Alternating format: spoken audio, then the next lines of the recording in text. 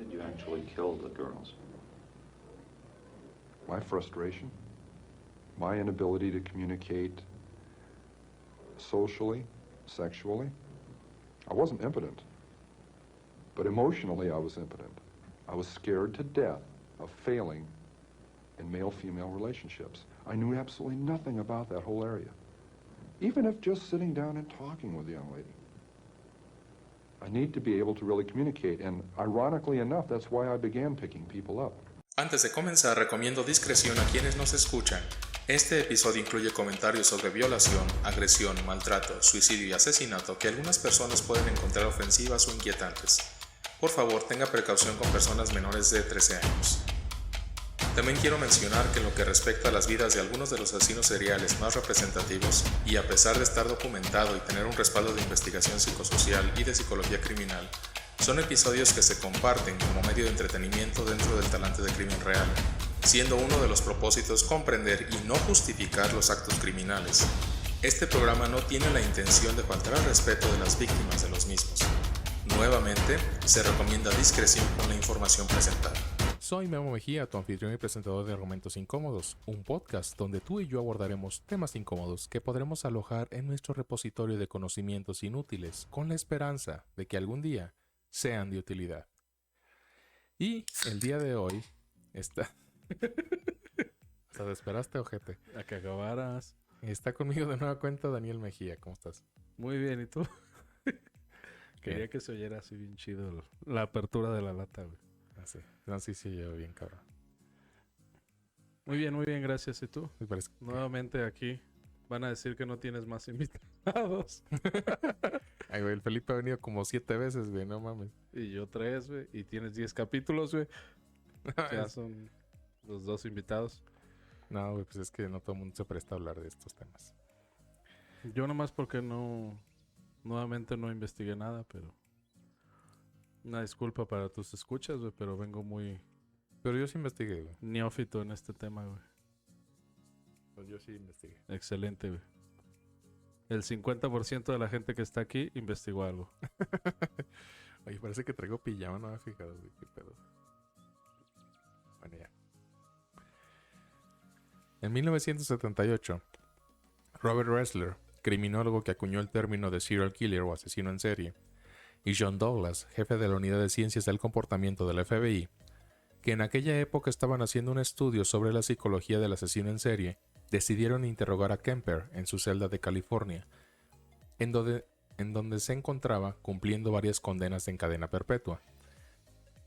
El reo aceptó entusiasmado la entrevista, y tras entregar sus armas y firmar un documento que exime toda responsabilidad a las autoridades carcelarias de lo que pueda pasar en el interior, los dos hombres se encontraron cara a cara con aquel curioso asesino de talla descomunal y tupido bigote.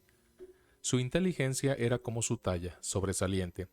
Según los registros de la prisión, su cociente intelectual era de 145. Empezaremos con lo siguiente. No toda moral consiste en un sistema de reglas y en el respeto que le tiene el individuo a ese sistema de reglas, porque no existe un solo tipo de autoridad y de reglas, y esa emocionalidad que va junto al juicio moral la hace casi imposible de implementar universalmente. Pero es la noción de justicia, el respeto mutuo y la solidaridad que, en el niño, las bases para la consideración de lo moral, lo que convierte a la moral y al juicio moral no solo en un producto de la socialización y de la educación, sino que debe ser desarrollada. Es por esto por lo que al ciudadano común, e inclusive el que comete el acto inmoral o criminal, cuando se enfrenta al conflicto o dilema, se confunde en el proceso de la resolución del juicio, es decir, en la decisión de virar hacia una obediencia de lo establecido o hacia la santidad. Y es aquí que se puede evidenciar que por encima de todo es la moralidad como la capacidad la que va a dar perspectiva desde principios de la especie a la toma de decisiones morales, porque no se razona, es automática, y esa automaticidad evoluciona hacia una operación cognitiva que es la que solucionaría los conflictos. El proceso de comprender el razonamiento moral de un criminal es un tema que apenas se puede comenzar a vislumbrar a partir de los diferentes aportes de la psicología moral, el mapa de la moralidad de un criminal se dibuja desde un análisis individual de su moralidad como infante, en el que se deben observar detenidamente los procesos de aprendizaje de las reglas. ¿Quién fue quien se las enseñó? ¿Cuáles fueron las circunstancias del aprendizaje? Y de ahí comienza una investigación detallada e individual acerca de la toma de decisiones morales del criminal en cada uno de sus actos, analizando el juicio moral en su funcionamiento, las operaciones mentales que intervinieron y las preguntas que surgen segundos antes de cometer el acto criminal. Que desde una perspectiva externa, dicha pregunta puede ser una sola. ¿Esta persona por qué no puede discernir entre el acto bueno y el malo? Y hoy nos vamos a trasladar a Burbank, California, en Estados Unidos, para hablar de Edmund Emil Kemper III, también conocido como el asesino de las colegialas o en inglés el Coed Killer. ¿Ya habías escuchado antes de este programa de ese asesino? No. No, hasta que tú me mencionaste que era él. Entonces, igual que las pasadas, hice mi investigación de 5 minutos en Google.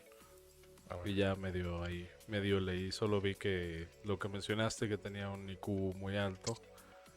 O sea, era muy inteligente. ¿Cuál es el IQ ¿Promedio? ¿Es como 120? No. No, güey. ¿Mucho? Como de 109, 90, 90 y tantos. Es como el común. O sea, normal, por O decirlo sea, ese güey es un pinche genius. Porque sigue Mira. vivo hasta donde tengo entendido, ¿verdad? Sí, sí. Y sí hicieron un genio, el cabrón. Y bueno, este es el asesino en serie por el cual quise estudiar psicología en primera instancia y por el cual quise seguir la corriente del psicoanálisis. Es el que te inspiró. Sí, de alguna forma es el que me parece bastante interesante e intrigante. Sí. Pero bueno, también Que hasta cierto punto, o sea, bueno, no sé qué... ¿Cómo se dice, güey? Escalas o que, o sea, como que no mató a tanta gente, pero me imagino que es el modo en el que los asesinó, ¿no? Porque hay unos asesinos seriales que mataron más gente. sí, pero este me parece bastante interesante porque sigue muchos patrones de comportamiento en función de teorías psicoanalíticas. Entonces, por eso en gran parte me parece bastante interesante el comportamiento que él tiene. Y sí, no fue un asesino en serie, digo, Muy prolífico. prolífico, por decirlo, en comparativa con otros que mataron más gente. Pero al final del día, a partir, decíamos ya, del tercer asesinato con el periodo de enfriamiento, pues ya es un asesino en serie. Pero sí no es tan prolífico, por decirlo de alguna forma, como otros asesinos que mataron a muchas más personas, ¿no? Pero bueno, él también es conocido como Ed Kemper y nació en Burbank, California, el 18 de diciembre de 1948, hijo de Edmund Emil Kemper Jr., que fue veterano de guerra, y Clarnell Stage, que ella era asistente en la Universidad de California. Como bebé y como niño, Edmund Kemper era de una contextura grande, creciendo en la adultez hasta llegar a los 2.09 metros de estatura y pesaba 136 kilogramos. A los 7 años, estaba bien pinche. A los 7 años comenzó a desarrollar un gusto por juegos, digamos un tanto distintos de la norma.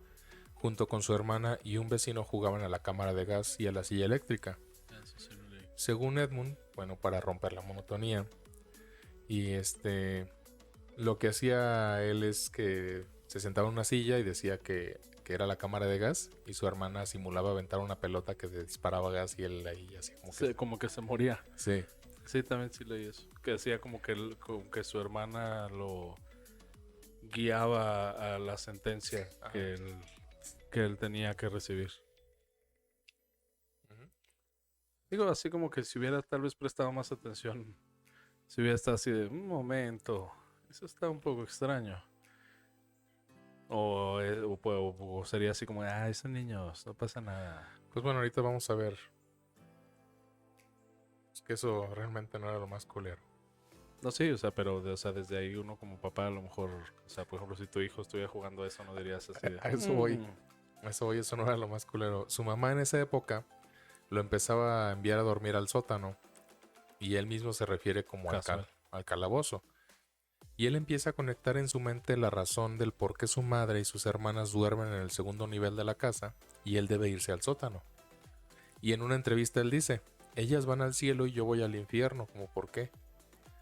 Y empezó a sentirse acorralado y en minoría al ser el único hombre de la casa, digo, junto con su papá, ya vamos a ahorita llegar a esa parte.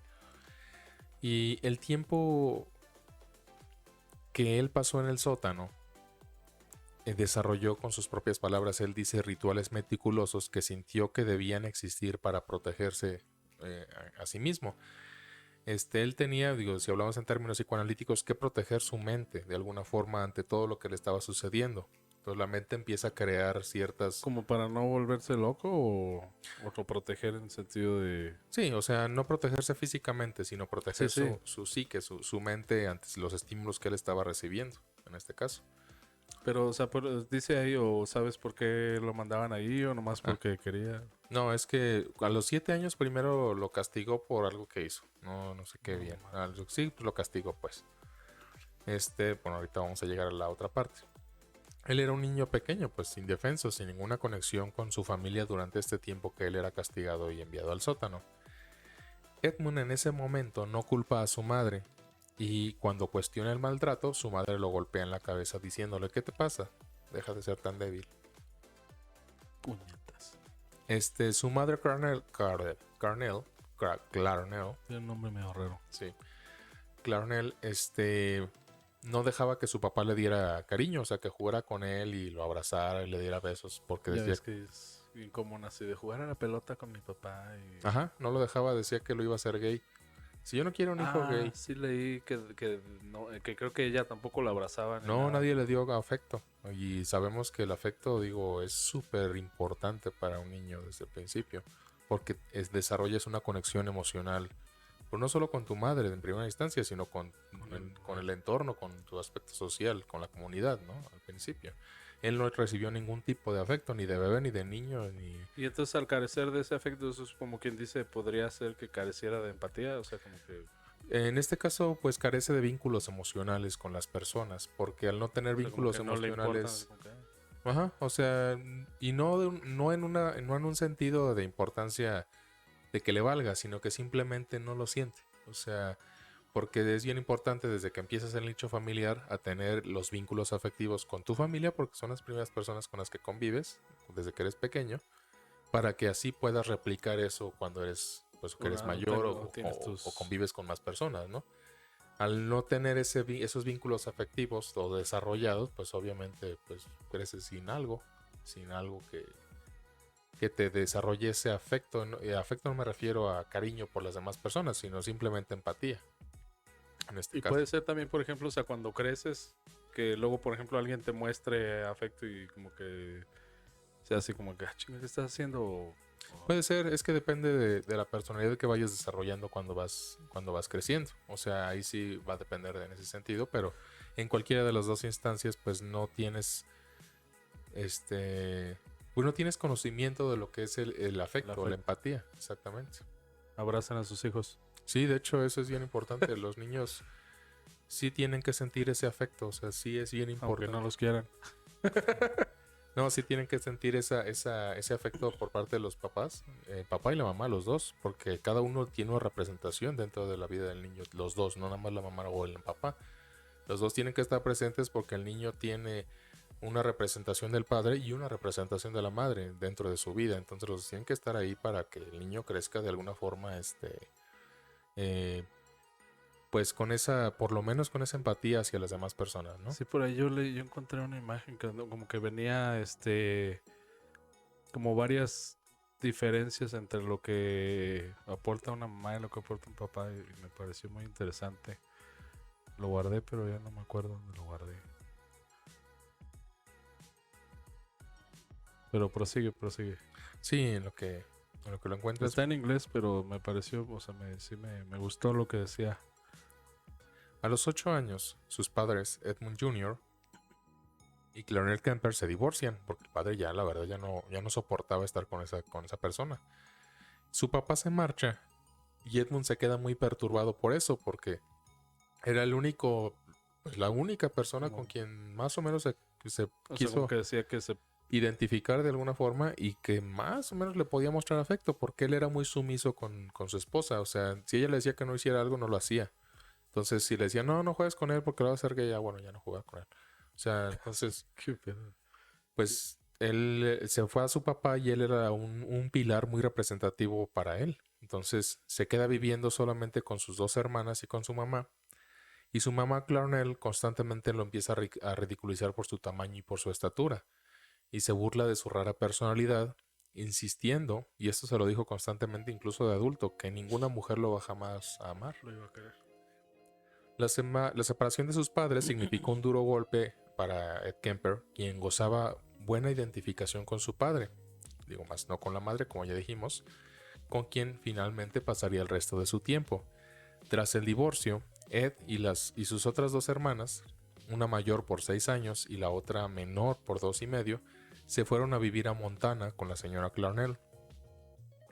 Se cree que su madre tenía trastorno límite de la personalidad, lo que resultaba comúnmente en histerias y abuso contra su hijo.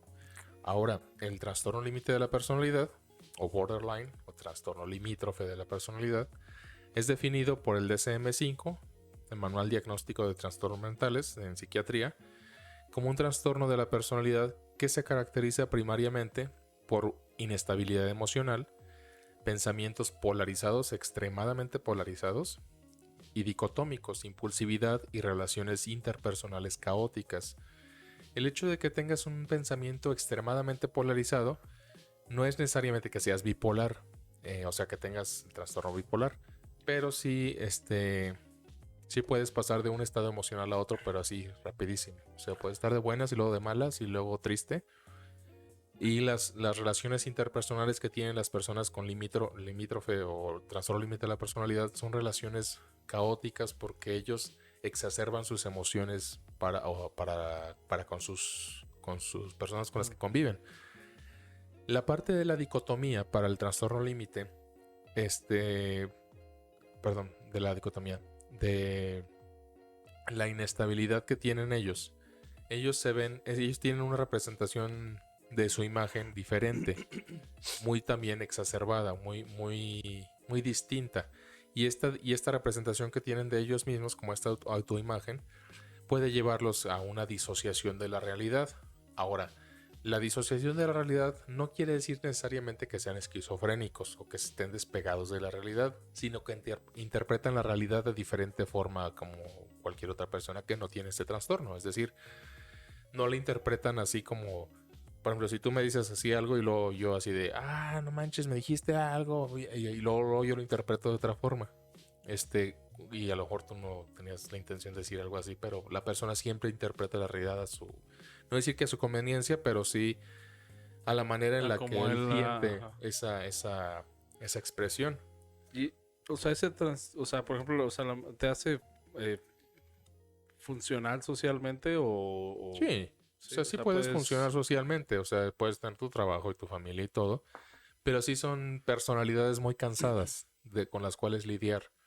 O sea, la verdad es que sí son personalidades pues muy cansadas emocionalmente, o sea, de lidiar, o sea, de estar conviviendo con una persona que tenga trastorno límite, la verdad es que sí es muy complicado. Y claro que también hay niveles, o sea, hay personas que tienen ya un nivel muy alto de un trastorno limítrofe, que incluso ya están en un psiquiátrico, por ejemplo. Y hay personas que no, que a lo mejor no lo tienen tan exacerbado, pero al final del día sí tienen estas características que hacen difícil la convivencia.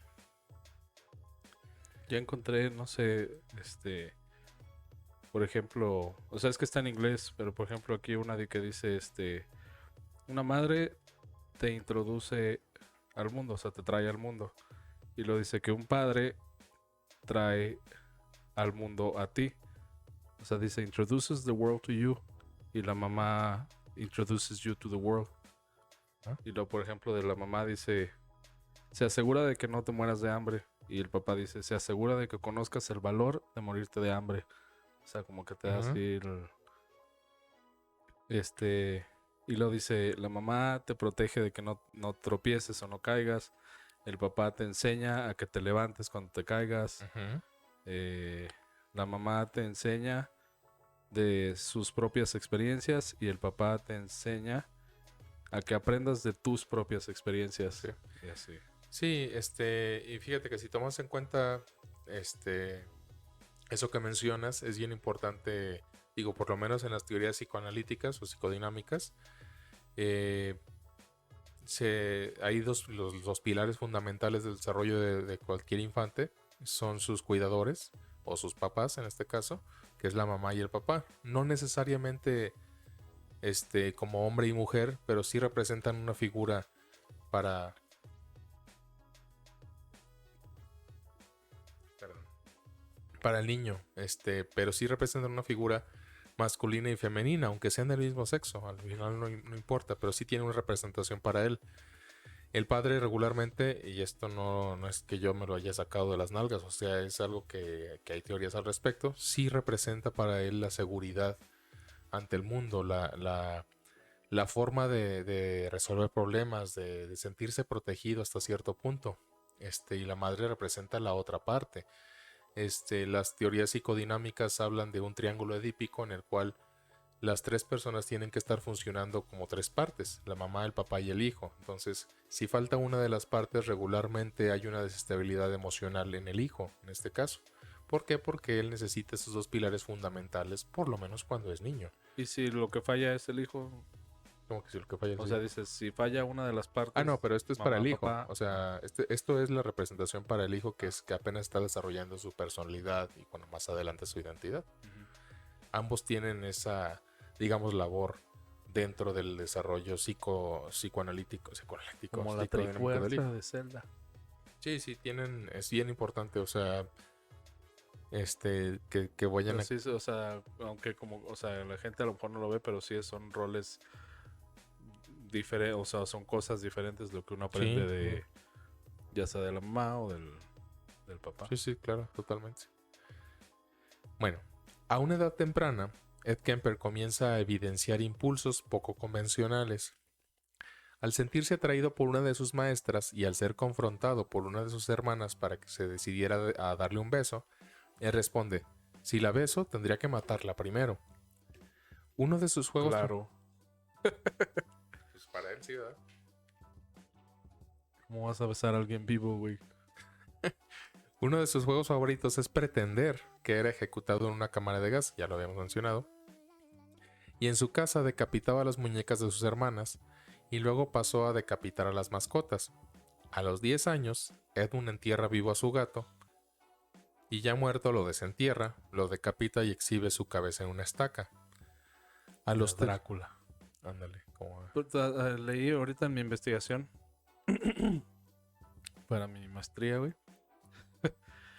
No, que decía eso de las muñecas, güey, pero que luego él declaró que cuando les arrancaba la cabeza, como que escuchar ese como el pop o así como de cuando... Sí, hacía sí, que eso le causaba así como mucha emoción. excitación, mucha excitación, mucha emoción. Bueno, él lo hacía, por lo que leí, es en parte como en forma de vengarse de sus hermanas, de alguna forma. Y por supuesto que inconscientemente estaba representando algo. Y en su momento él no sabía, obviamente, pero después él mismo hizo consciente que él estaba representando ese odio, amor que sentía por su madre, porque él tenía una inestabilidad con su mamá en el sentido de que quería ser aceptado por su mamá y amado por como cualquier niño, Claro. pero también la odiaba por pues cómo lo trataba. Exactamente. Ok, a los 13 años utiliza un machete para rebanarle la punta de la cabeza al nuevo gato de la casa, lo sostuvo de las patas y pues lo despedazó, ¿no? Su madre en esta época lo encierra en el sótano de la casa porque para ella, él ya estaba entrando a la pubertad y ella tenía miedo de que violara a sus hermanas. Entonces, Primero tenía miedo que se volviera gay y luego... pues, ya nos hizo gay. O sea, pero ya, o sea, un niño así, o sea, uno o cuando están pequeños, pues sí, como quiera, dice, todavía me hace caso o así, pero ya a esa edad ya está más cabrón que... Pero sí, pero no mames. O sea, Entonces su mamá lo encierra en el sótano de la casa y él pues él ya tiene mucho miedo, o sea, y la mamá, la justificación era esta, que como ya estaba entrando en la pubertad, pues ella decía, no, pues va a violar a sus hermanas y mejor lo encierro ahí. Y de hecho ella le decía que se vaya al sótano y la única salida era por la puerta de la cocina y ella cerraba la cocina así y la trancaba la puerta y ya ahí lo tenía encerrado. O O sea, sea, ¿y le bajaba la comida o algo? no, en el día sí salía, Ah. pero pues no. Hasta en la noche solo se dormía ahí. Sí. No estaba así como Harry Potter que vivía en la alacena abajo de la escalera toda la vida. Ah, no. Ah. Ay, pero no mames. Bueno, de todos modos, qué culero, ¿verdad? Pero... Sí, no, sí es mamón. Entonces, a los 14 años, a Edmund Kemper lo enviaron a vivir con sus abuelos paternos porque él huyó de la casa y en sus propias palabras, dormía, vivía y respiraba asesinato ya todos los días en esta época. Ya se sentía muy intimidado por su madre y ya muy incómodo hasta cierto punto, ¿no? Y él se escapa de la casa y se va a tratar de reconciliarse con su padre, pero su padre pues ya tenía otra familia y todo. Y su papá pues lo rechaza. Entonces, el papá le dice, bueno, te voy a mandar con sus abuelos paternos, o sea, sus papás. Y ya, pues lo mandaron para allá, ¿no? Y Edmund y su abuela, pues la abuela también tenía un carácter así bastante, pues castrante. Y discutía constantemente con él. Y pues nunca se ponen de acuerdo, pero aparte eran discusiones muy acaloradas. Fuertes. El 27 de agosto de 1964, a los 15 años, Edmund le disparó a su abuela. Porque antes de esto, pues estuvieron escenificando una discusión bastante acalorada. Malditas armas. Tomó su rifle, el mismo que su abuelo le había obsequiado la Navidad pasada. Este rifle se lo dio a su abuelo para pues cazar ahí venados, pero empezó a matar animales domésticos con el rifle y su abuelo dijo, no mames, güey, no, se lo quitó. Pero entonces, ¿de dónde lo agarró? O sea, Bueno, no se lo escondió bajo llave, o sea, nada más le dijo, no mames, se lo quitó. Y bueno, le disparó a su abuela, por atrás, así, en la espalda. Y cuando cayó al suelo, todavía le dio 2 tiros ahí tirada en el piso. Y luego, pues después de dispararle, fue por un cuchillo y la apuñaló varias veces. O sea, ya era como de odio, así. El double tap, güey, hay que asegurarse de que no se levanten, güey. Cuando llegó su abuelo, también lo mató. Pero no sabiendo qué hacer, Ed llamó a su madre a Montana y ella le pidió que hablara a la policía. Las declaraciones que dio a los agentes fueron las siguientes. Él solo quería ver que se sentía asesinar a su abuela. Y mató a su abuelo porque sabía que se enfadaría por haber matado a la abuela. Yo he querido matar a mi madre desde que tenía 8 años y no me enorgullezco. Empecé destruyendo cosas sin valor. Después me apropiaba de objetos de los demás y los destrozaba junto con otros míos. Luego sentí como una necesidad de suprimir seres vivientes. Y comencé matando animales para terminar asesinando personas. Se apoderó de mí una extraña y terrible obsesión por matar y escapé de casa. Estuve viviendo en la montaña con mis abuelos hasta que un día los asesiné. Ya no podía vivir en la cima de aquella montaña porque la casa estaba en la cima. Temía que la gente lo dejase todo, mirase hacia arriba, vieran lo que yo había hecho y viniesen por mí. Yo estaba paranoico en aquel momento y sabía que si alguien hubiese subido y me hubiese mirado, simplemente le habría volado la cabeza. En una ciudad habría sido un asesino de masas a los 15 años. Habría matado hasta que me mataran. Nadie habría podido detenerme. Estaba agresivo y asustado. Con las espaldas contra la pared, yo era como un conejo que corre y va borrando el camino. Y un día de pronto ya no pude resistir y salí de aquella casa gritando y disparando. Lo soltaron y lo confiaron a la custodia de la única persona que las autoridades del manicomio habían recomendado que no volviera a ver. Me entregaron a mi madre. Sí, o sea, en su momento él dijo, no mames, maté a la abuela, pero luego pues se va a enojar conmigo mi abuelo, pues mejor lo mato también. Casual, sí, ¿no? Ajá, ya sé. Y me imagino que como era, bueno, no sé, a lo mejor ahorita dices, mejor me espero. Sí, pues era menor de edad. Ajá, Tenía y que, le ya... dije, bueno, que vaya al psiquiátrico o algo así. Sí, de hecho lo internaron en el Hospital Estatal de Atascadero en California. Siempre ¿Atascadero? así se llama. Siempre me ha generado a mí también ruido el nombre. Muchos nombres que se avientan allá, güey. Sí. Así para las ciudades. No sé, siempre el nombre me ha generado algo. ¿Quién sabe si sepan qué significa en español, güey? No sé. No sé, pero así se llama, o sea, Hospital Estatal de Atascadero. No está ni traducido, así se llama. Atascadero. ¿Dónde estuviste en el atascadero? Sí, así se llama, neta, no es mamada. Y además de hacerse amigo de su psiquiatra, se convirtió en su asistente. O sea, él Le aplicaba... dieron chamba. Sí, él aplicaba las pruebas psicológicas a otros reclusos. Ah, casual. Sí, o sea, porque... Pero que era bien pinche genius el güey. Sí, él empezó a aprender a ver qué preguntas eran las que se aplicaban, cómo querían Bueno, que... dice, o sea, bueno, obviamente ese güey no estudió nada ni nada, ¿verdad? O sea, llegó como a la pinche secundaria y ya valió verga. O ni la secundaria. No terminó la secundaria. Pero era bien pinche listo.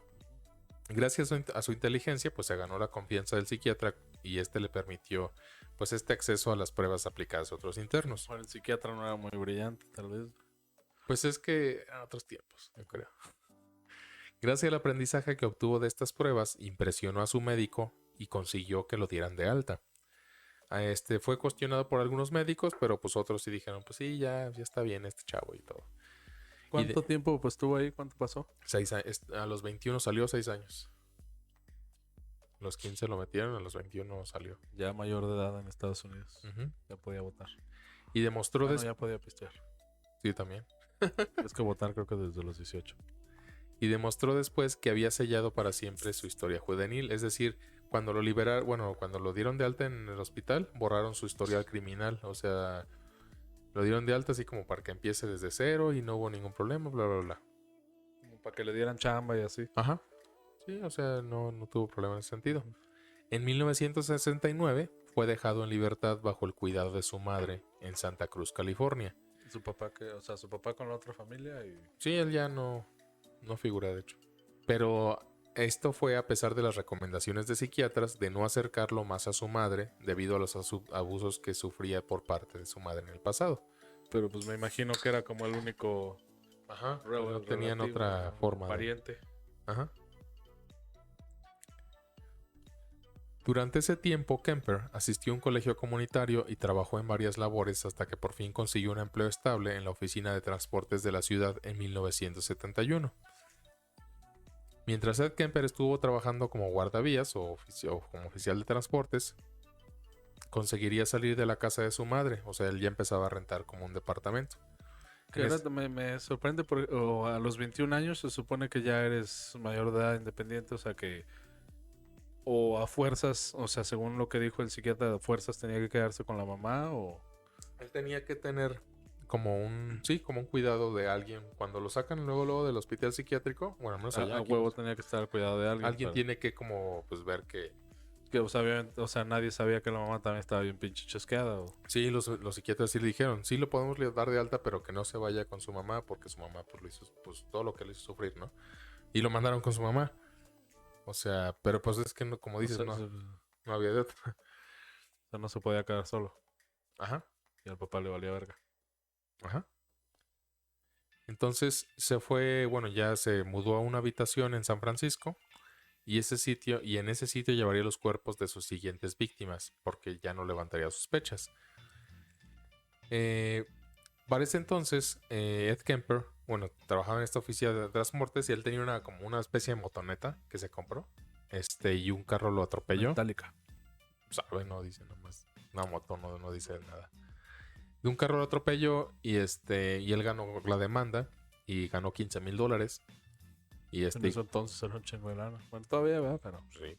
Y con esa lana se compró un Ford Galaxy del año 69. Bueno, no, de como 2 años antes, 61, sí. Pero pues era un carro de 2 puertas. De 3 puertas, como que sí se quedó la cajuela, ¿no? De 3 puertas. Pero bueno. El 7 de mayo de 1972, Ed tuvo una pelea fuerte con su madre, Cornell, y a raíz de eso tomaría la decisión de subirse a su coche e ir en busca de víctimas. A las 4 de la tarde de ese día, observó a 2 estudiantes y les ofreció llevarlas a la Universidad de Stanford.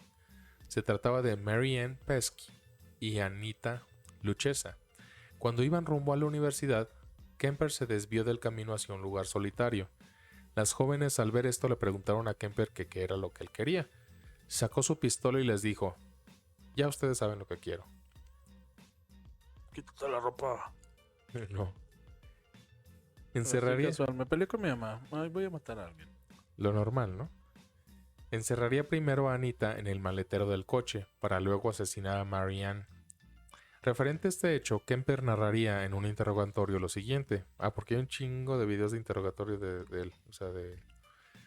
Le cubrí la cabeza con una bolsa de plástico e intenté estrangularla con un cinturón. Pero ella se oponía con mucha fuerza, y por eso, con la navaja, busqué el lugar aproximado del corazón y le atravesé la espalda. Después se volteó completamente para cubrir su espalda y en ese momento le metí la navaja en el estómago. Le propiné varias puñaladas y eché su cabeza para atrás y le corté la garganta, y ahí quedó inconsciente. Estando Anita en el maletero del coche, escuchaba cómo gritaba Marianne. Ella sabía en ese momento que correría la misma suerte, ya que el asesino no la dejaría con vida. Kemper apuñalaría a Anita de forma más sádica y violenta. Posteriormente a este horroroso hecho se trasladaría con los cuerpos a su piso, les tomaría fotografías que guardaría como recuerdo. Y bueno, una cosa en este momento, a Anita, la segunda víctima, cuando la iba a sacar del maletero para asesinarla, le rozó el pecho sin querer. ¿Con qué le rozó el pecho? Con la mano, güey. Se le rozó. Ah. Y se puso así rojo y dijo, ay, perdón. O sea, así como que se Ay, puso... no, discúlpame. Sí, se Soy puso... todo un caballero. Sí, Solo sí. te quería matar. Ajá, literal. Se puso súper nervioso y dijo, ay, no, discúlpame, no. ¿Pero quién da ese testimonio? ¿Él? Él. Ah. Y porque obviamente ella no, ¿verdad? Porque... No, pero él dice, es que él en su moral rara, retorcida, le diría a Felipe, con una falta de respeto. para él era, él siempre dice, yo nunca golpeé a ninguna mujer, ni las toqué. Solo las maté ya. Ajá, sí, solo las maté. Entonces, ya, órale. That first killing in May of '72, when that gun was pulled out, I launched it out. I had it under my leg, out of sight, parallel to my leg in the seat. It was something that had been thought out in fantasy, acted out, felt out hundreds of times before it ever happened. Kemper drove them at gunpoint to a secluded area near a park. He took one of them into the woods, leaving the second girl tied in the car. I'd just gone through a horrible experience with her roommate stabbing her. And I was in shock because of that. I couldn't believe that it was that way. And I'm walking back there bewildered. I gotta kill her. I can't let her go. She's gonna tell on me. Everybody's gonna get me.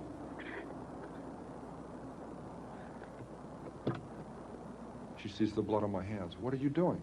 And she pulled back and she gasped. And I think, whoa, I don't want her to know what happened. I said, your friend got smart with me. She'd been getting really smart with me a lot, but I never hit her. I killed her, but I didn't hit her. I said, your friend got smart with me and I hit her. I think I broke her nose. You better come help. She's about to die. Why does she have to know that? I couldn't deal with telling her that. And when I attacked her, she didn't at first realize what was happening. It didn't go through. She had very heavy coveralls on. It knocked her right up into the lid of the car, but it didn't pierce the clothing. So it wasn't that swell a knife anyway. I went out and bought a pawn shop, huge knife. And I kept on just mindlessly attacking. She falls back into the trunk. I just killed a young woman. I slammed down the lid of the trunk. She isn't dead, she's dying. No satisfecho con lo que ya había hecho. Porque aparte también aquí, como fue su primer asesinato, pues andaba todo nervioso. Bueno, como cuarto, ¿no? A los abuelitos. Bueno, sí, pero no es lo mismo. O sea, no sé cómo decir. O sea, ya con más... Sí, con la intención, vaya, de... Pues sí, ¿no? O sea, con la representación, vaya, del asesinato como tal. Sí, los abuelos obviamente fueron los primeros, pero no fue el mismo motivo, pues. Entonces, bueno, en este mismo asesinato, momento, se le perdieron las llaves del carro. Entonces, ya tenían el maletero a los cuerpos y todo. Dijo así, chinga mis llaves y la chingada. Y empezó y dijo, chin, las dejé en el maletero. y estaba cerrado el maletero. Entonces empezó a golpear el maletero y rompió la luz de uno de los faros de las calaveras del carro. Y lo pararon por eso, seguro. Sí. A huevo. Y dijo, no, ¿qué hago? A ver. Y en eso caminó hacia el lado del conductor y pateó la pistola porque se le había caído. Y el güey, porque las amenazó con la pistola, pero no las mató con la pistola. Pateó una pistola y dijo, ay, no mames, se me cayó la pistola. Y la recoge y luego dice, a ver qué. Y ya dice, las llaves las tenía en su bolsillo trasero. O sea, bueno, ya es total que se subió a su Uno se carro. pone nervioso cuando mata, güey. O sea, Panicked. I thought I just locked the car keys in because I can't find them in my pocket. Oh my God, I locked them in the trunk. I'm kicking on the trunk lid and yanking on it. Oh no, I don't believe this. I started to run and I tripped over the gun that I'd had in my pants that I had totally forgotten was there. I stopped. I said, stop and think. I collected my wits. Check all your pockets. I picked the gun up. I stuck it back in my pants, now remembering I had one. I checked all my pockets, and there's the keys in the back pocket. I never put... sí. Entonces empezó a avanzar ya y lo paró un oficial de tránsito y le dijo, oiga, trae rota la calavera de atrás, ¿qué pedo? Y ya el güey, pues como era bueno incluso para hablar y sí era amigo de policías, o sea, la verdad es que sí. Dijo, no, pues el oficial, disculpe, la chingada. Y ya, pues lo dejaron ir, ni lo multaron ni nada. Cuando llegó a su piso, decapitó los cuerpos y violó sus cabezas y sus cuerpos. Bueno, al violar sus cabezas se le dice irrumación porque no hay voluntad obviamente, de la persona para hacer sexo oral. Entonces pues él estaba usando la cabeza. Lo metió por la boca. Sí. Y los cuerpos. Y luego cortaría en pedazos a las víctimas y guardaría en bolsas pues sus pedazos, ¿no? Al siguiente día se trasladaría con ellos a la zona más alta de Santa Cruz en California y enterraría ahí parte de los restos de los cuerpos. Se le cortó las manos para cuestión de las huellas dactilares y la cabeza, bueno, ya para Los dientes. para hacerle más dificultad de la identificación, ¿no? El asesino, Ed Kemper, tenía un coche descapotable de 3 puertas, donde siempre llevaba navajas, tenía 2 pistolas, una calibre 44 y una calibre 22. Con permiso, sí, ¿verdad? Sí. Mantas y bolsas para introducir los cadáveres a los estudiantes. El detective que dio captura a Kemper explicó que el vehículo de poseía un truco, ya que tenía una manilla de seguridad y cuando la puerta era cerrada se bajaba un pestillo que impedía que la puerta se pudiera volver a abrir desde adentro. Eso es imposible que las víctimas pues pudieran salir del coche. Digo un truco porque ahorita eso ya es, pues le cierras y bueno, sí, ya sí se abren, ¿no? Ya no sé cómo. Sí, ahorita ya, pinches carros. Pues ya ves, hasta las cajuelas tienen los... Ajá, las de seguridad. Sí, antes pues sí, como unas... Sí, panaderas. antes era como de... Bueno. Entre los años 1970 y 1971, estiman que este asesino subiría a más de 150 autoestopistas en su coche. De esta manera perfeccionaría su estrategia de cómo se debía comportar para no molestarlas e infundirles miedo. Es decir, para que las víctimas tomaran confianza y decidieran montarse en su vehículo. O sea, pero subió a 150, pero no mató a 150. No, como que lo hizo para entrenar. Para hacer... Es que... Practice makes perfect. Uh-huh. El propio Ed... Estamos trague, perdón. El Yo propio estoy Ed... comiendo. O sea, no te estás tragando la comida por la tráquea. No, la escupo. Ah. O sea, la mastico, le quito todos los nutrientes a los rancheritos, güey, y luego ya...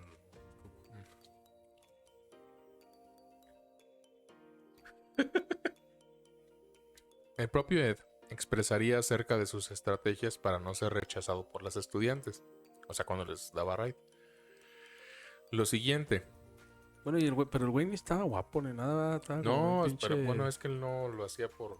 Ellas no se subían al carro por guapo, como con Ted Bundy, sino pues porque querían... O sea, nomás que veían así, pues este güey es como que es buena gente, no me hace nada. Eso voy. El propio Ed expresaría acerca de sus estrategias para no ser rechazado por los estudiantes lo siguiente. Si observas tu reloj de pulsera y dices, un momento, no sé si tengo tiempo, y paras, entonces ellas piensan, este es un hombre de negocios, vamos a montarnos en el coche porque realmente no existe ningún peligro. Y sigue expresando mismo Ed Kemper. Para este momento no quería matar a nadie, pero esta estrategia me sirvió para usarla con las personas que sí asesiné. Sí, o sea, estaban pidiendo aventón porque antes era súper común. Y él se pasea. Ahorita creo que está es ilegal. No sé. Como que sí he visto varios letreros ahí en carreteras de Estados Unidos que dice Bueno, pero pues me imagino que por el peligro que... Hitchhikers illegal o algo así. Y él se estacionaba y decía, ¿quieren aventón? Y ellas, sí, pero así como para que se subieran. Él, pues no sé si tengo tiempo. O sea, les ofrecía si quieren, pero no sé si les voy a cansar. Bueno, sí. Y ella, pues ellas decían, no, este güey no. Y ya se subían con él. ¿Y hay algún testimonio de algunas monas que subió y que no mató, güey? Sí. Así que dijeron, no mames, ese güey me dio raya. Sí. Han de estar así, casi de verga, güey. Así Kemper poco a poco adquiriría absoluto conocimiento sobre las horas, lugares donde le resultaría fácil montar en su coche estudiantes sin que nadie se diera cuenta de ello. Mientras que el asesino de colegialas perfeccionaba su técnica de persuasión y se iba puliendo como asesino, la relación con su madre se agravaría. En el tiempo que Kemper estuvo en el hospital psiquiátrico, su madre ya se había casado 2 veces más, por lo que su regreso a casa generaría pues, un rechazo todavía peor, ¿no? En ese tiempo, las discusiones de Kemper con su madre fueron más frecuentes y crueles a nivel verbal. El asesino confesaría muchos años después, bueno, ya prisionero, lo siguiente: si mi madre hubiese sido un hombre, ya hace tiempo me hubiera liado a puñetazos más de una vez, pero era mi madre, y ese era el problema. Como forma de escapar a esta situación compleja y conflictiva con su madre, Ed Kemper solía frecuentar el bar Jury Room, que es el cuarto del jurado. Ese era un bar de policías. En ese tiempo además quiso alistarse para ser policía e imitar a su ídolo preferido del cine, que era John Wayne. Pero fue rechazado por la exorbitante estatura que tenía. Ya sé. Kemper was able to seem normal. He even hung out at a bar across the street from the courthouse, making friends with policemen, trying to pick up information. They'd buy me a beer, I'd buy them a beer. Casual relationships, but I was poking around a little bit trying to find some things out. I knew they wouldn't be privy to hot information, but there were some things that were bothering me, like were there any speculations on how they were dying. Did the cops like you? Like I said, a friendly nuisance. I got in the way, and it was deliberate. Again. Ya sé qué raro.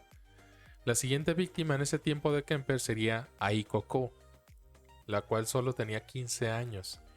El día que la víctima se encontró con el asesino, iba camino a sus habituales clases de baile, porque ella era bailarina de ballet. Cuando éste la intercepta, la viola salvajemente y luego la asesina. Igual, le ofreció aventón, se subió al carro y la amenaza y la viola el cuerpo, no la viola a ella viva. Bueno, es que dijiste la viola y luego Sí, la perdón. Sí. Su cuerpo lo metería en el maletero de su carro y lo llevaría a la casa de su madre. Recordemos que él ahí todavía no vivía con su mamá, porque tenía su piso que rentaba. Más bien, es que dije todavía, más bien ya no vivía con su mamá. No, es que bueno,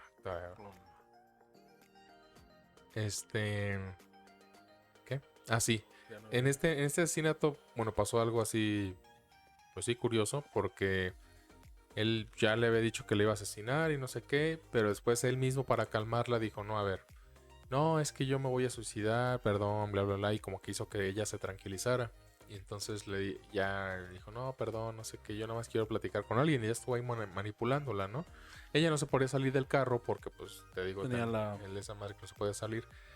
Entonces, se salió del carro, no sé por qué, cerró la puerta y dejó la pistola adentro.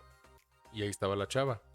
Entonces, pues ya no podía volver a entrar al carro porque la chava creo que cerró los pestillos del carro. Seguros.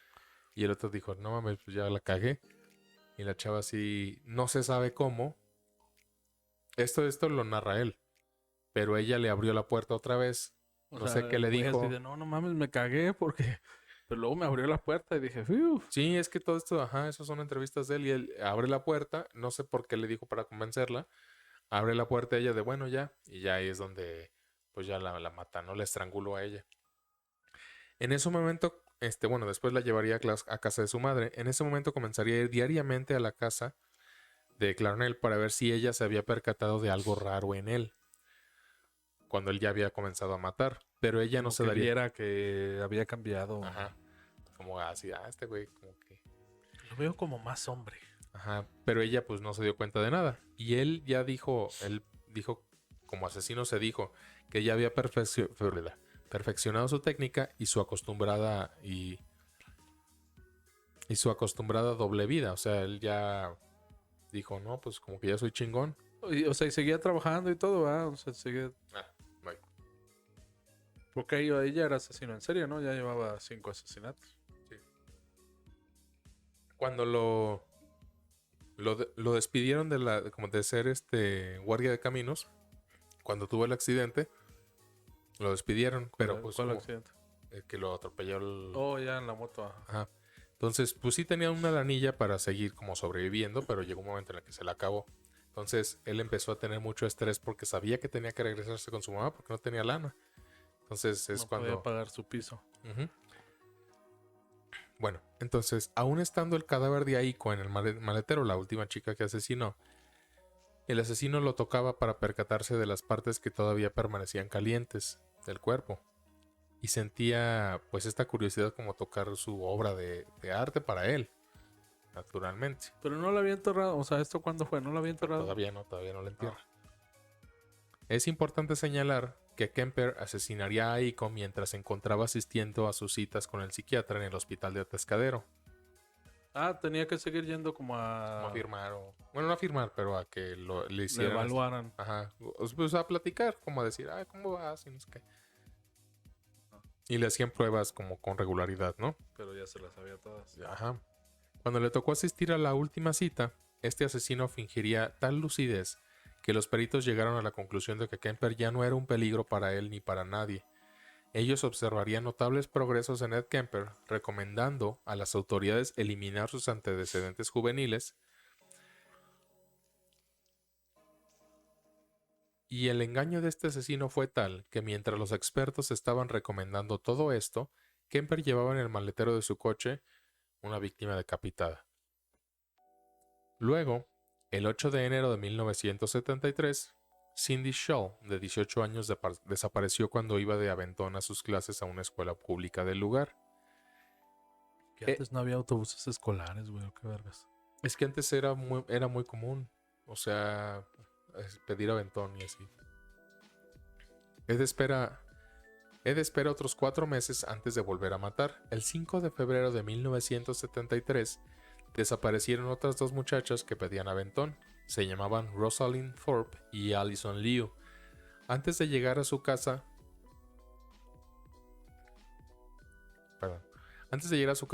las mató, colocó el cadáver encima de su cama y lo viola.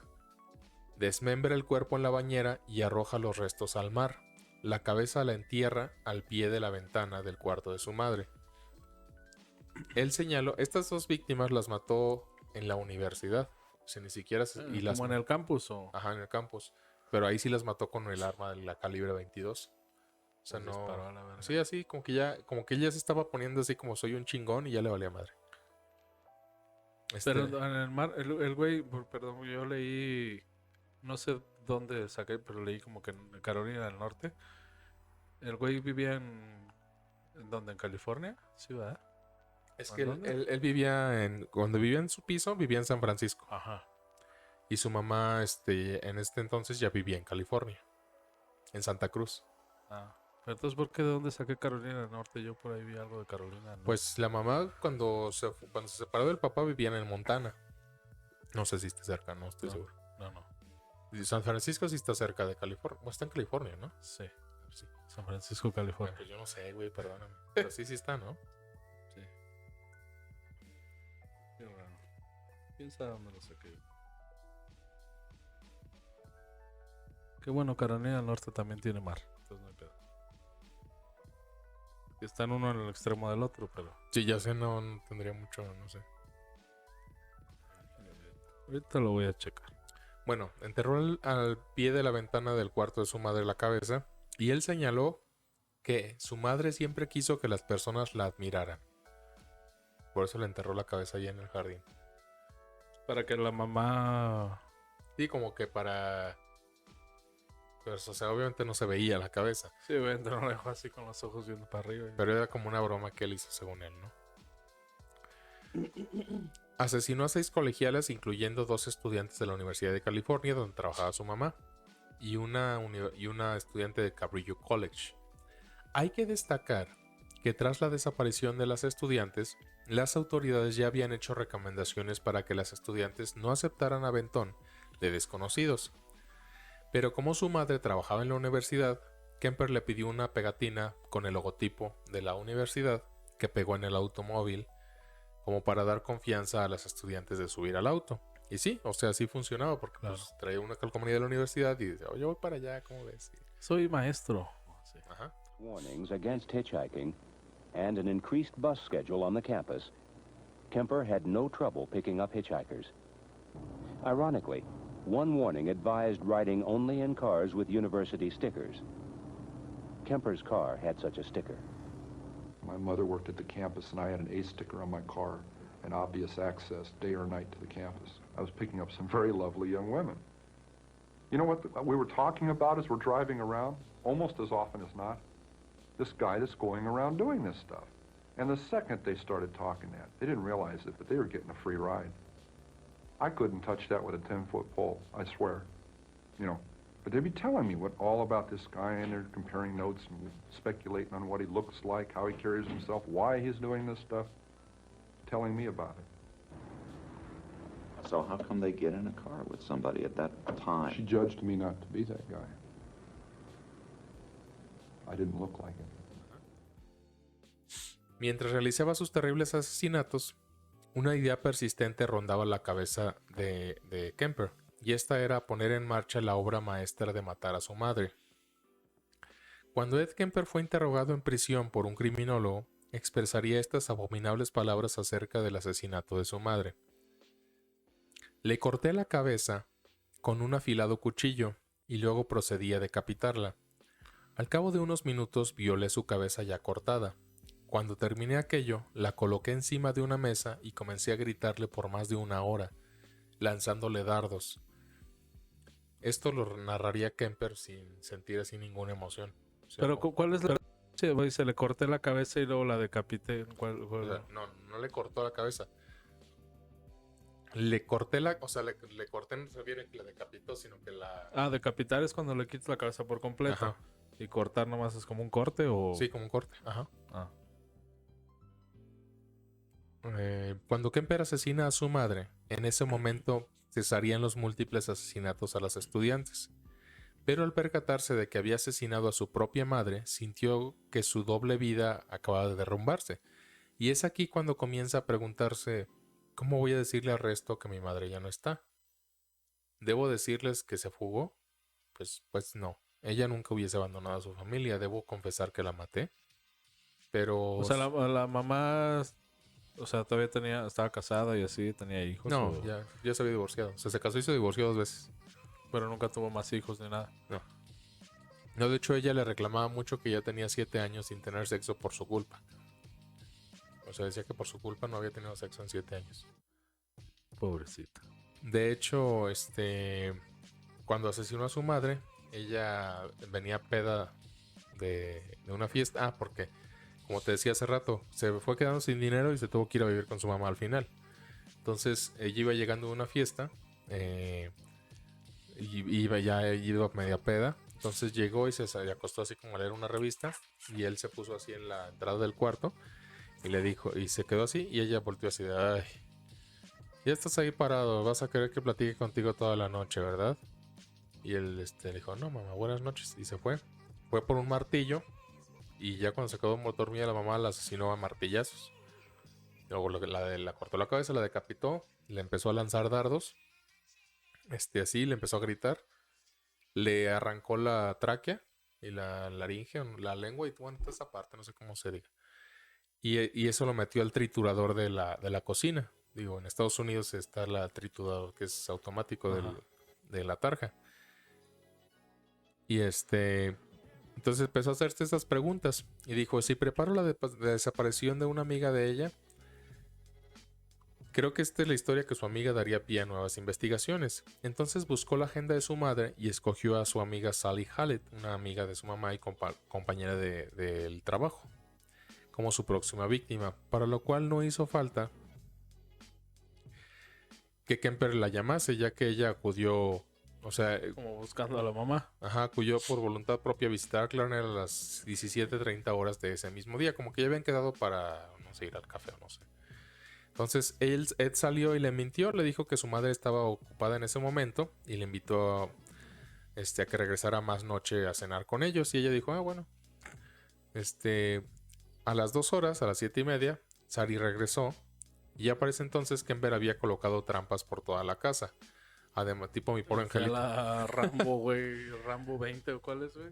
Además de sellar todas las puertas y ventanas, también colocó armas en todas las habitaciones y guardó esposas en sus bolsillos.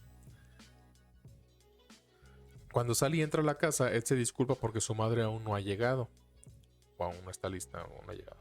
En ese momento la víctima se sienta en el sofá y le dice en voz alta, ¿por qué no nos sentamos? Estoy muerta. Y entonces esa frase sería el detonante para que el asesino... Dijo, huevos, si estás muerta. Entonces, estando ya Sally en el sofá, el asesino se le abalanza, la golpea en el estómago y en el pecho. Pues es que es un animalote, o sea, pinche vato. Pinche vato. Luego la levanta por el cuello y la asfixia, rompiéndole su tráquea. Posteriormente la extiende en el suelo y envuelve su cabeza con bolsas de papel y procede a apretarle nuevamente el cuello para cerciorarse de que sí se había muerto. Double tap. Después de este horroroso asesinato, la acostaría en su propia cama, o sea, en la de Ed. Tiempo después se marcharía al bar de los policías, donde no levantarían... unas cubillas. Sí, de hecho, donde no levantaría ningún tipo de sospecha, ya que su mirada distraída y tranquila, pues lo hacía pasar... Normal. Inadvertido. De hecho, los policías lo apodaban como el gigante gentil. Porque, pues, tú lo ves y se ve así como bien buena onda. Y de hecho iba con los policías y cotorreaba ahí con ellos en el bar y así súper educado y todo. Muy bien lo educó su mamá. De regreso a la casa de su madre, cortaría la cabeza de Sally y luego se acostaría a dormir. Cuando Ed despierta se da cuenta de que, pues como de que él se sentía ya perdido, ya que no había asesinado a dos extrañas, como las colegialas, sino que había asesinado a su madre y a su mejor amiga, en su propia casa. Entonces el asesino de colegialas pues ya no tendría escapatoria. Ed Kemper decide dejar una nota en la casa de su madre donde confesaría todos sus crímenes y se trasladaría a Colorado. Entonces, estando ya en Colorado, con el cadáver de Sally en el maletero de su coche, decide llamar a la policía para confesar todos sus crímenes. Marca y la policía no le cree. Y de hecho le cuelga, o sea, así de, sí, maté, y ya, sí, güey, y le cuelga.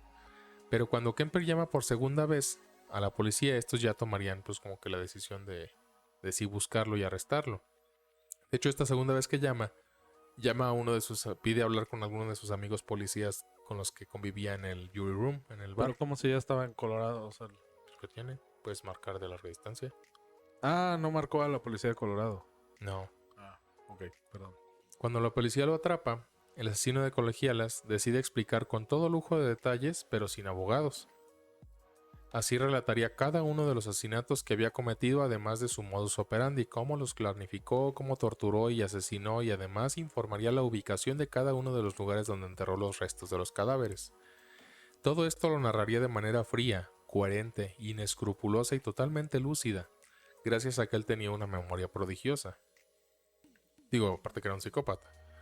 El 7 de mayo de 1973, Kemper es formalmente acusado de 8 asesinatos en primer grado. Como Kemper había contado absolutamente todo sin la asistencia de un abogado, ahora para su abogado defensor le resultaba complicado argumentar locura o incapacidad para afrontar el juicio, como ya habíamos hablado con otros asesinos en serie. Además, estaba el hecho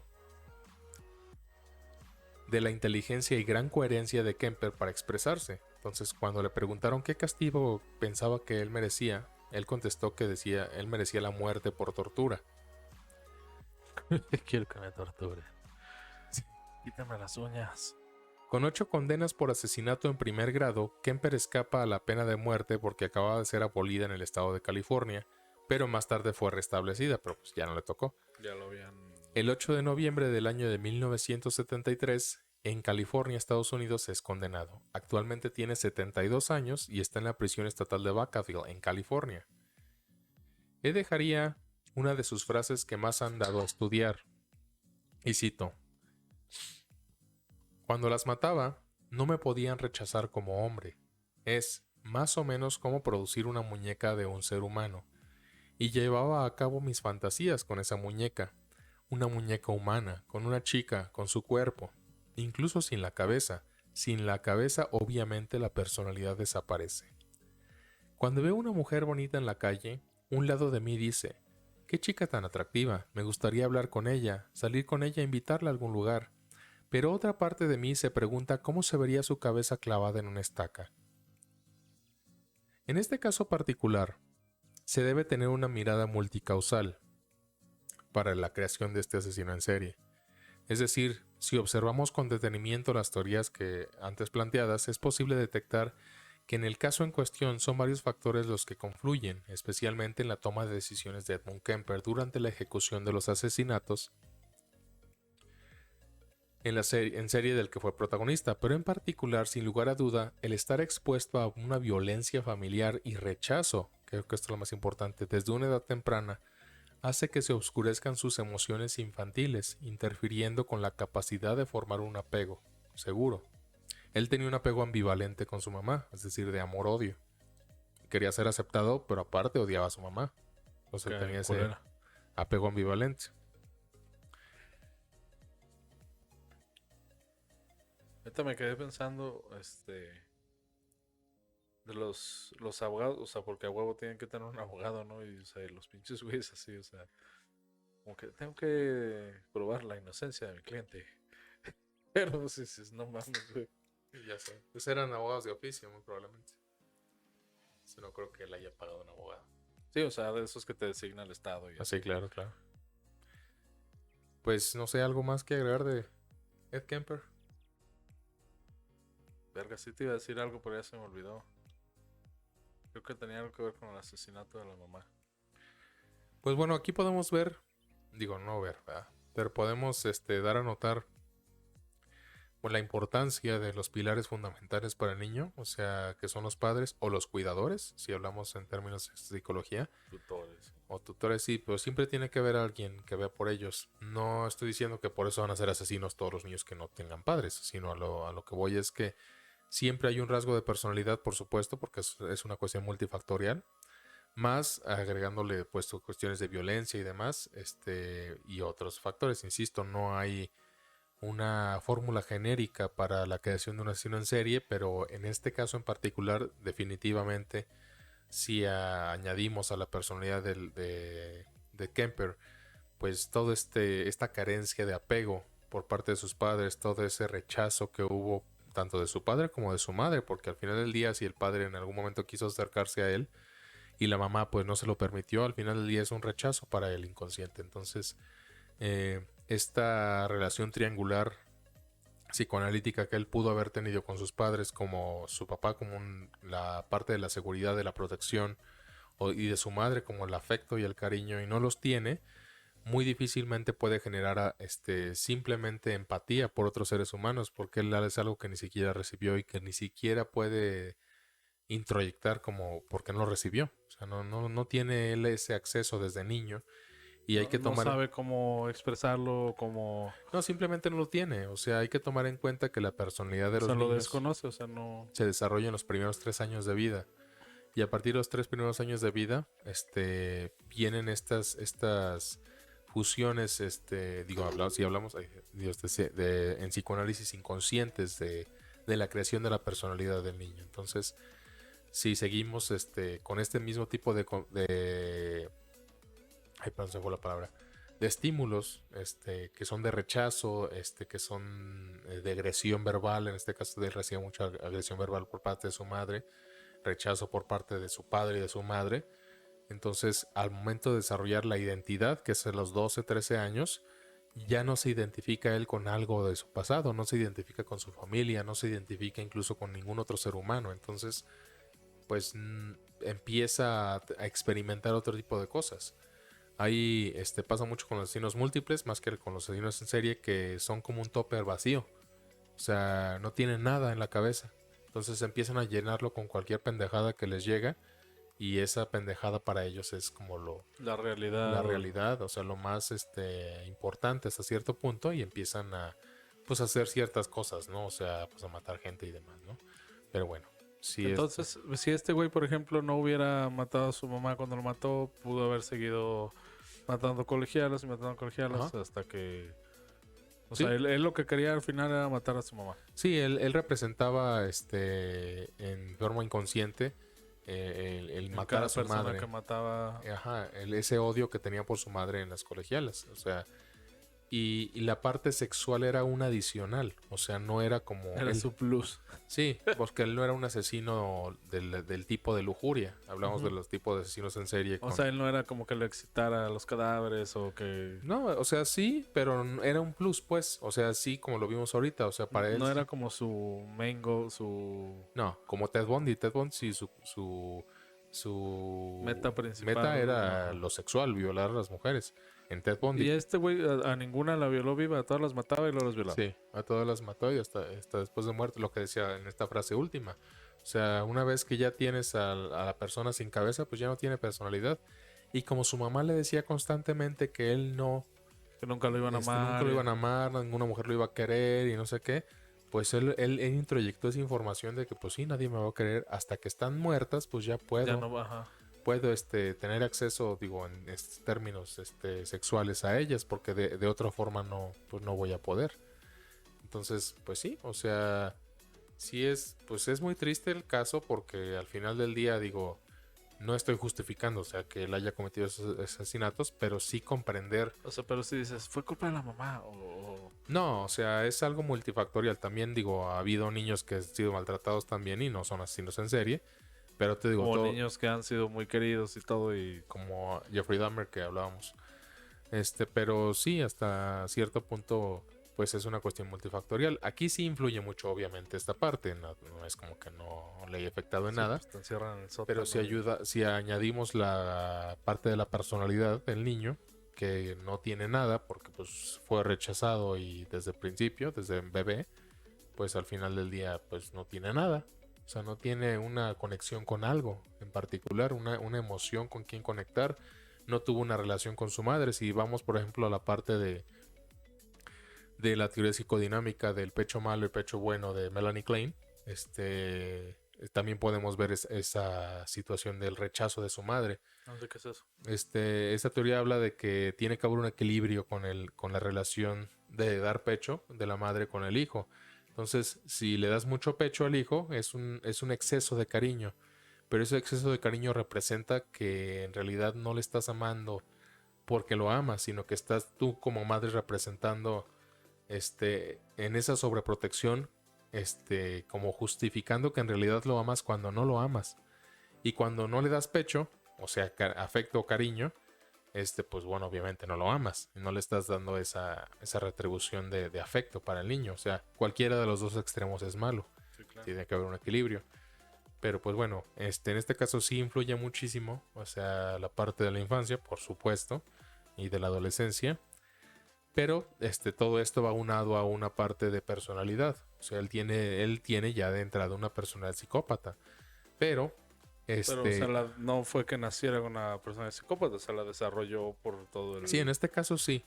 Pero tomemos en cuenta que si, por ejemplo, es un ejemplo, si él ya tuviera porque hay gente que sí nace con una personalidad psicópata, eso también puede pasar. Pero si a lo mejor recibe afecto y todo lo que quieras, a lo mejor, como lo decía al principio del capítulo, introyecta una versión de la moralidad en la cual, pues sí, al final del día puede a lo mejor sí ser un psicópata, o sea, tratar mal a la gente, ver por sus intereses personales, ser un sociópata, o sea, tratar mal a la gente, pero no llegar a asesinarlos. Entonces, bueno, ahí podría ver esa parte, ¿no? Pero o sea, no, o sea, dices, o sea, sí puedes nacer con una personalidad psicópata, pero, o sea, no es como que... Es que es una parte genética, o sea, insisto, o sea, la parte de la asesino en serie... por genética puede ser psicópata. Sí, claro, sí. Es que la parte de la asesino en serie es multifactorial. No es solamente que tuviste una infancia lamentable Y ya con eso O quieres sea, puedes tener la infancia más chingona del mundo, pero si tu tatarabuelo era un psicópata, güey. No tanto así. Ah, O sea, no. O sea, hay cuestiones genéticas o biológicas, creo que mejor es mejor dicho biológicas. sí, es que me heredaron la psicopatía. No. Es cuestiones biológicas en las cuales sí puedes tener, por ejemplo, deficiencia de algunos neurotransmisores que van en función de, pues no sé, de dopamina o un neurotransmisor que produce ciertas emociones y sí puedes desarrollar cierta depresión, psicopatía, ansiedad. Pensamientos así. Sí. Medio raro. Pero no por eso vas a matar gente, o sea, eso es lo que voy. O sea, todo tiene que ver porque son orígenes multifactoriales en este caso.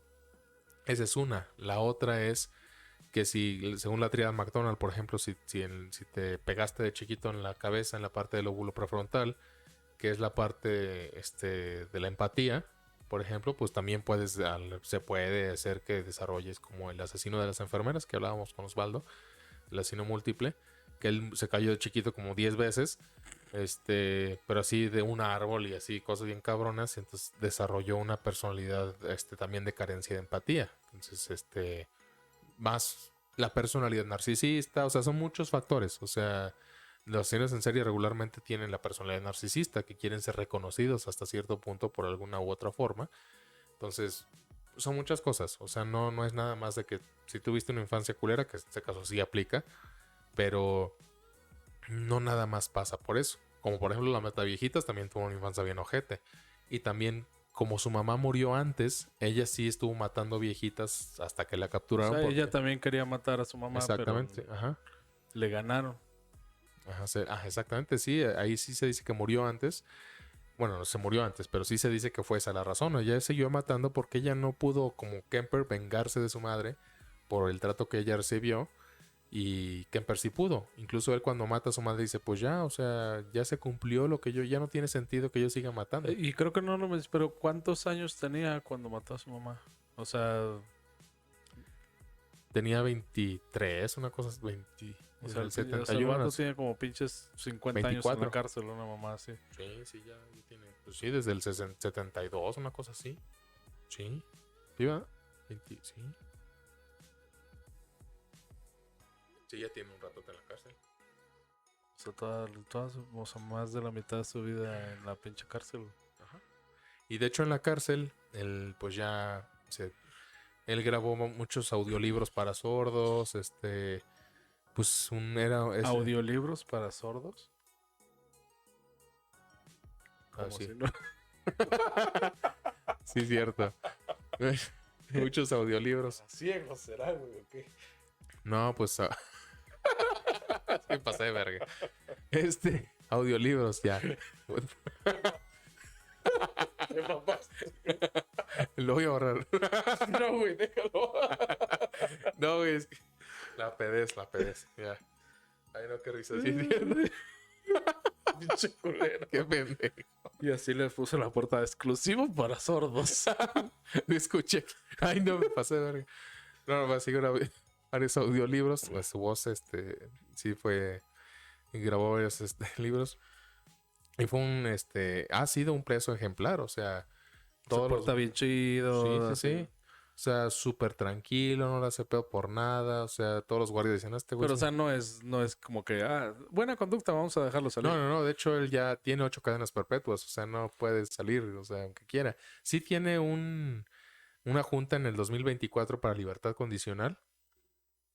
Pero, pues, no creo que se la den. Pero bueno. Pero, o sea, ¿qué es lo que te causa o sea, qué es lo que te intriga o lo que te impresiona tanto de este güey? O sea, ¿por qué es?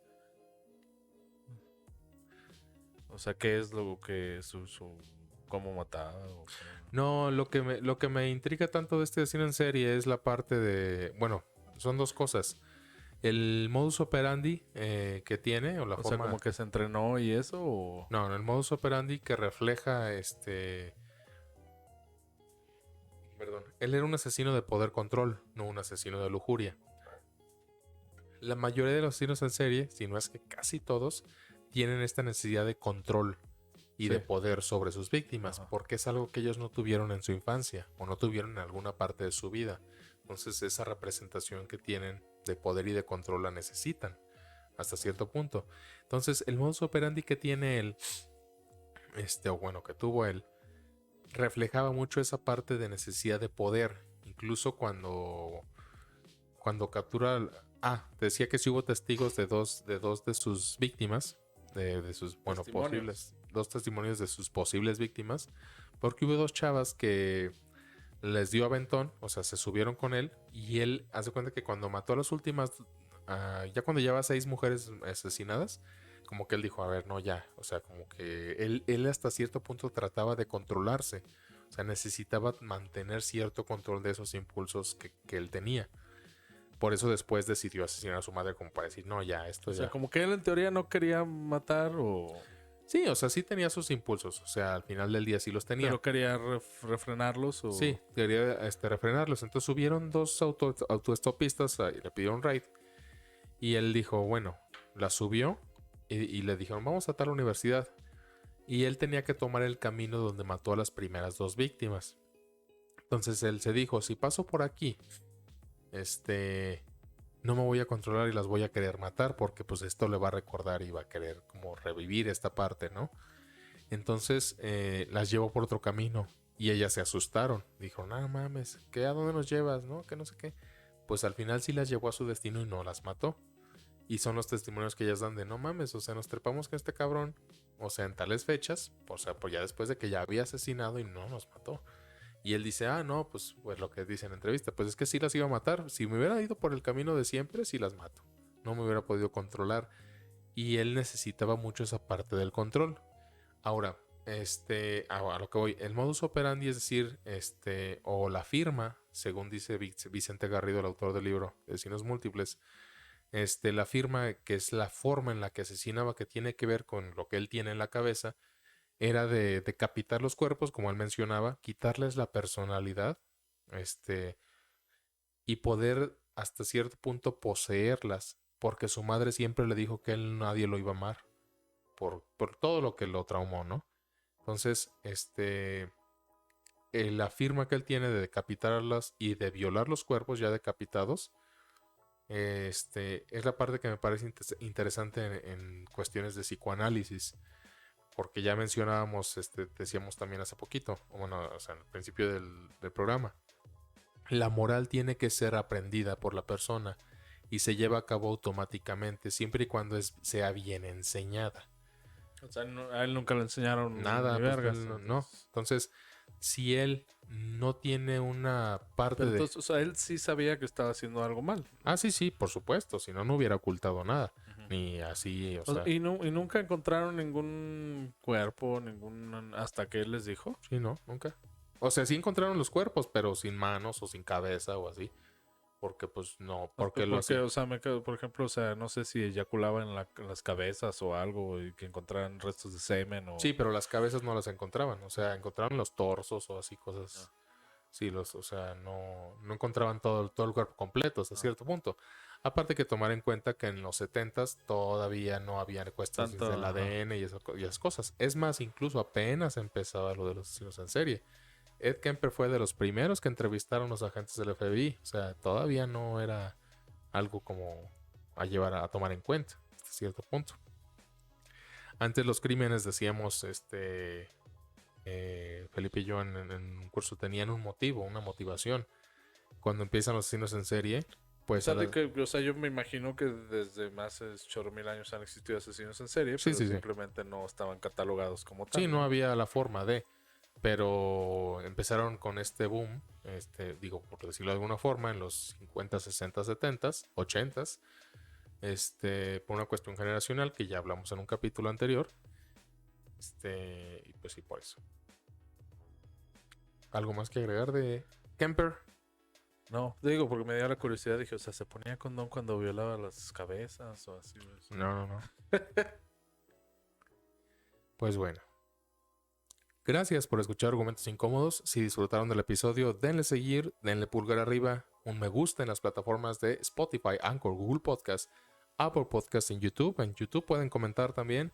Compartan con sus amigos, su familia, los del trabajo. Pueden escribir argumentosincómodospodcast@gmail.com y recuerden que los conocimientos inútiles no son más que herramientas que aún no hemos aprendido a utilizar. Abracen a sus hijos.